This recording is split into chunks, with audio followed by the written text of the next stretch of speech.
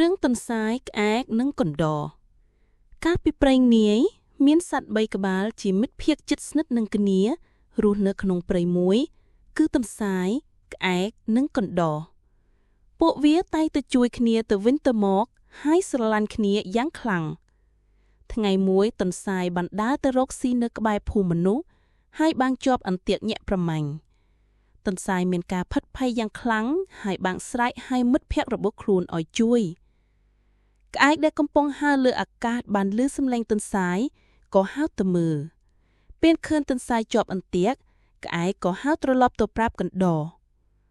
មិត្តកណ្ដរអើយមិត្តទន្សាយយើងជាប់អន្ទាក់ហើយយើងត្រូវតែទៅជួយគេឥឡូវនេះក្អែកស្រែកកណ្ដរដែលឮដំណឹងនោះក៏រត់យ៉ាងលឿនទៅកាន់កន្លែងដែលទន្សាយជាប់អន្ទាក់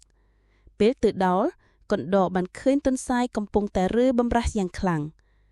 មិត្តទន្សាយកុំបារម្ភអីខ្ញុំនឹងជួយអ្នកកណ្ដរនិយាយកណ្ដរក៏ចាប់ផ្ដើមខំខ្សែអន្ទាក់នោះយ៉ាងលឿនខណៈនោះក្អែកក៏ហៅព័ទ្ធជុំវិញខ្លួនទន្សាយដើម្បីធ្វើឲ្យអ្នកប្រមាញ់មិនងាយមើលឃើញមិនយូរប៉ុន្មានខ្សែអន្ទាក់ក៏ដាច់ហើយទន្សាយក៏រត់រួចខ្លួនភ្លាមនោះអ្នកប្រមាញ់ក៏បានមកដល់គាត់ឃើញអន្ទាក់ដាច់ហើយទន្សាយបាត់ក៏ដឹងថាមានសត្វណាមួយបានជួយគាត់ខឹងសម្បើយ៉ាងខ្លាំងហើយបានដើររកចាប់សត្វទាំង3នោះក្អែកបានស្រែកប្រាប់ទន្សាយនិងកណ្ដរឲ្យរត់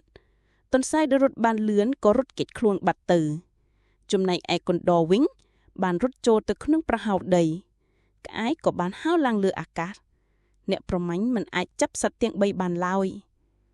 ចាប់តាំងពីពេលនោះមកសត្វទាំង3កាន់តែរាប់អានគ្នាខ្លាំងឡើងពួកវាបានបន្តរស់នៅជាមិត្តនឹងគ្នាដោយជួយគ្នាទៅវិញទៅមកក្នុងគ្រប់កាលៈទេសៈសារអប់រំ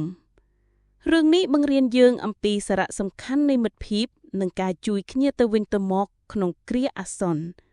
មិត្តល្អតែងតែនៅក្បែរយើងជានិច្ចទាំងពេលមានក្តីសុខនិងពេលជួបទុក្ខលំបាក